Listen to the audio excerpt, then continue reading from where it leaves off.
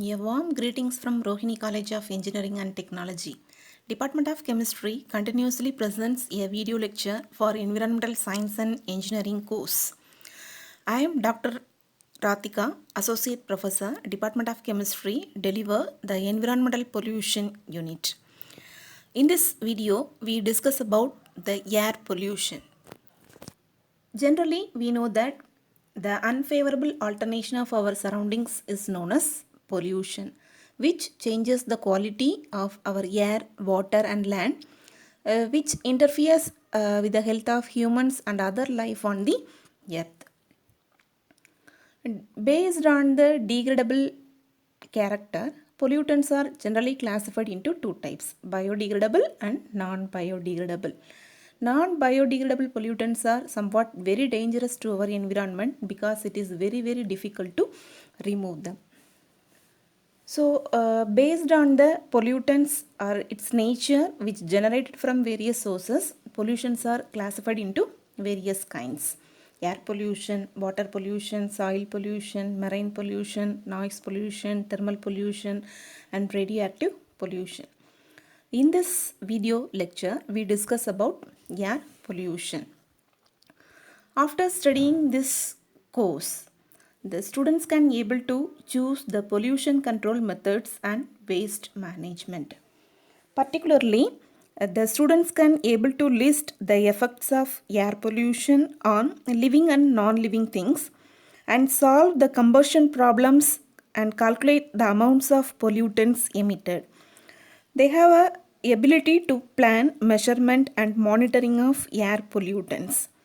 They can able to select the sampling and monitoring sites. Let us see the picture. The right part of the picture indicates that the present scenario of our environment. Due to the tremendous increasing in human population, civilization, industrialization, urbanization, our world converted into polluted site. Let us see what is meant by air pollution. The presence of one or more contaminants like dust, smoke, mist, odor in the atmosphere which are injurious to human beings, plants and animals. The major toxic materials present in the atmosphere are carbon monoxide, oxides of sulfur and nitrogen, hydrocarbons, metals, etc. Most of these substances are naturally present in the atmosphere in low concentrations and are usually considered as harmless. Due to the rapid industrialization, fast urbanization, rapid growth in population, drastic increase in vehicles on the roads, and other activities of human beings disturbed the balance of natural atmosphere. To understand air pollution and its control, it is very necessary to understand the composition of atmosphere. We know that the nitrogen gas present in the atmosphere is 78.09 percentage, oxygen 20.95 percentage, argon 0.93 percentage, carbon dioxide 0.032 percentage. The remaining gases like neon, helium, methane, krypton, hydrogen, dinitrogen oxide, carbon monoxide, xenon and ozone. So these are the gases which is also exist in the earth crust in present in the atmosphere in minimum quantity.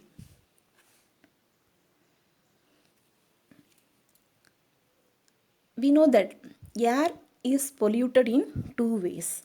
One is natural way and another one is man-made activity. Like the volcanic eruptions, forest fire, biological decay, pollen grains, moss gases, radioactive materials. So these are the source which generate the air pollutants naturally. Natural contaminants usually present in the air are pollen, fungal spores, bacteria and moss gas. Methane, that is the moss gas, which is a hydrocarbon formed by the decomposition of vegetable matters, that is the anaerobic decomposition of organic matter. Volcanic eruption, which releases many gases and volcanic ash, which causing air pollution. Forest fire also release many smoke and harmful trace gases. Similarly, the man-made activities. It is otherwise called as the anthropogenic sources.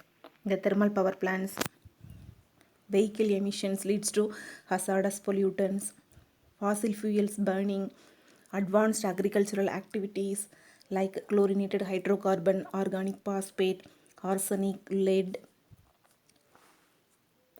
So these are the sources which create the air pollution due to human beings' activity. Generally, these air pollutants are classified into two types according to its origin and according to its state of matter. According to origin, the air pollutants are once again classified into two types, primary pollutants and secondary pollutants.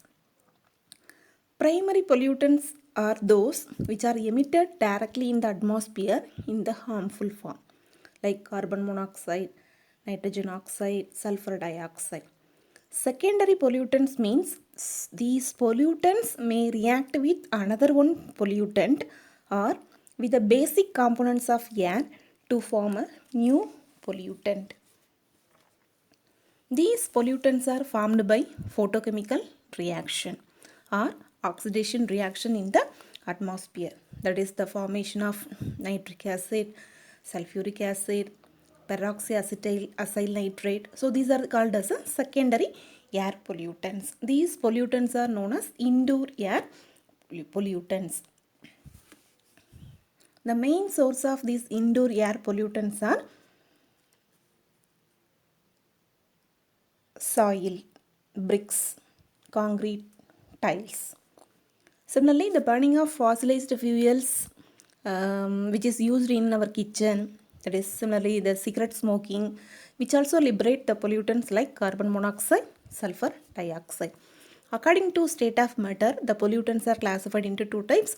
One is gaseous air pollutants and particulate air pollutants. Gaseous air pollutant means which is exist in the gaseous state at normal temperature and pressure. Particulate air pollutants examples are aerosol, dust, smoke, fumes, mist, pollen grains, protozoa, fungal spores, volcanic dust. So these are the examples of particulate air pollutants.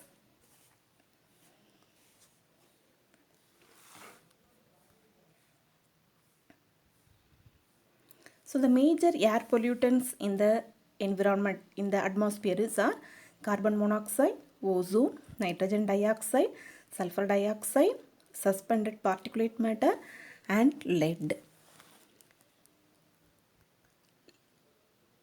So we discussed the primary and secondary air pollutants already.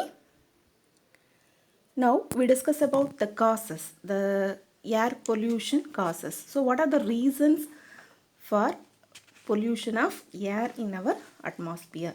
So we know that the agriculture, the hydrocarbons which are released by plants and pollen grains and the insecticides also responsible for creating air pollution. The second one is dust.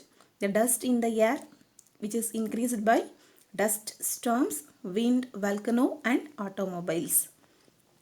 Third one is industries. The combustion of fossilized fuels like coal, petroleum in industries creates the air pollution. Fourth one is automobiles. The combustion of petrol and diesel in automobiles releasing harmful gases into the air, which also produce dust. The vehicles are the major source of air pollution in India. The fifth one is ionizing radiation. The testing of atomic weapons, atomic explosions which are releasing the alpha, beta and gamma particles into the air, also creating air pollution. Freons. We know that the chlorofluorocarbon in refrigerator, coolant and filling agents in aerosol packages causing ozone layer depletion as well as severe air pollution. Aerosol particles are nothing but it is a small particles of solid and liquid substance in the air which prevents the gaseous exchange between plants and atmosphere. It also changes the climatic patterns.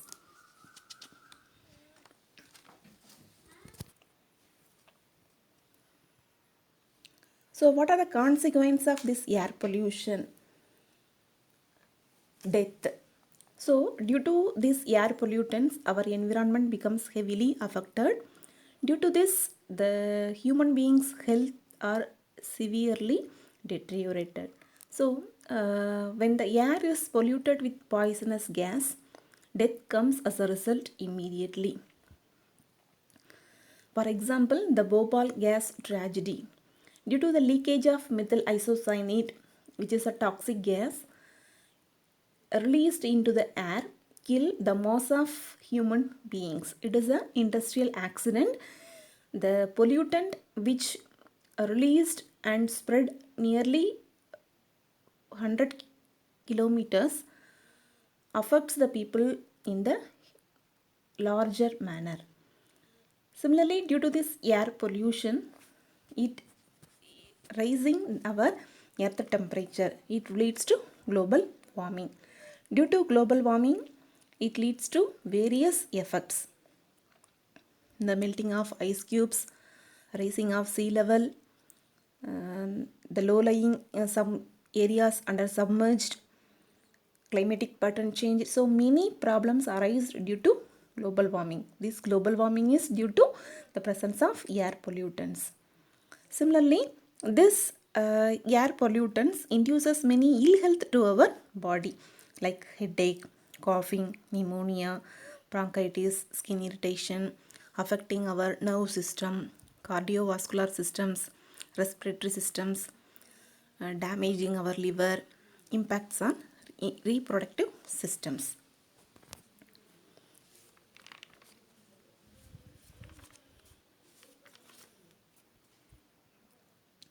So, the emission of oxides of sulfur from industries and factories, which are causing the vomiting. Similarly, the arsenics, which are inducing RBC breakdown and also creating the jaundice disease. The carbon monoxide reduces our oxygen carrying capacity of RBC, that is red blood cells, by its permanent combination with hemoglobin.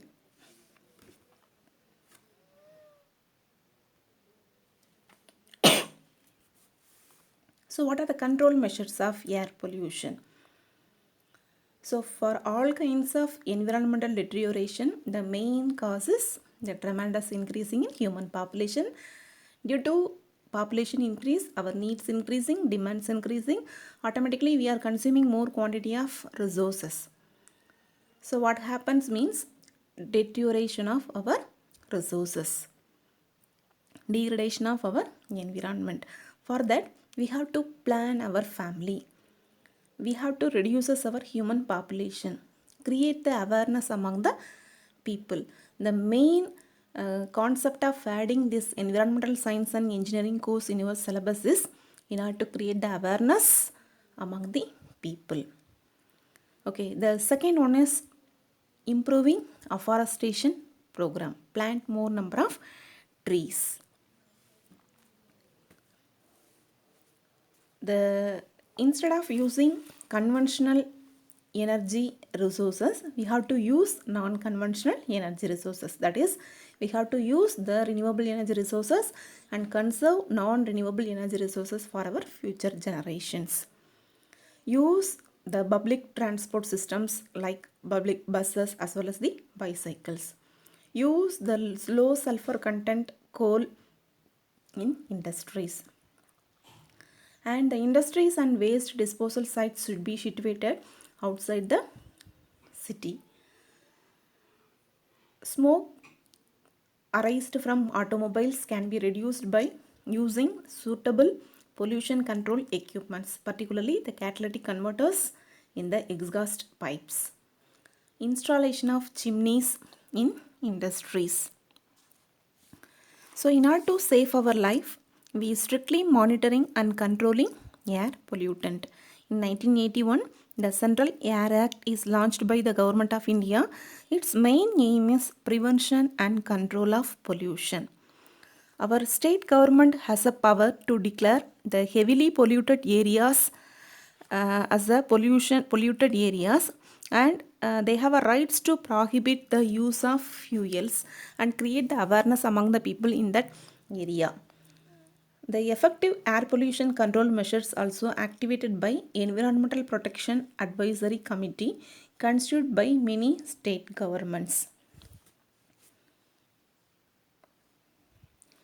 Let us see the equipments used to control air pollution.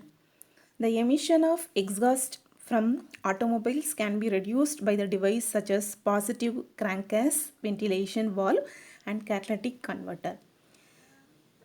Similarly, the electrostatic precipitators can reduce smoke and dust from industries. Based on the differential solubility of gases in water, we can separate the gaseous pollutants which is coming from industries and also removed. The fine spray of water in the device called scrubber, which separate many gases like ammonia, sulfur dioxide from the emitted exhaust. The gases, that is the harmful gases, can be removed by filtration or adsorption through activated carbon method. So we have to follow the acts enacted by our government of India. We have to follow the rules and regulations in it. Then we follow the Euro 2 standard, which is introduced to reduce the pollutants in air.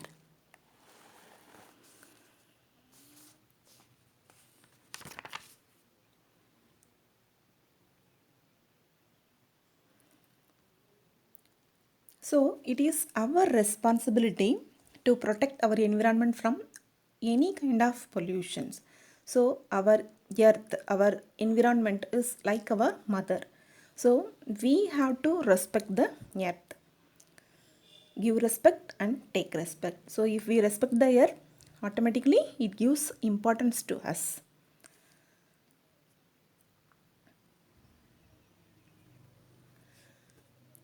Thank you for listening. In the coming video, we will discuss about the other kinds of pollutions. Thank you once again.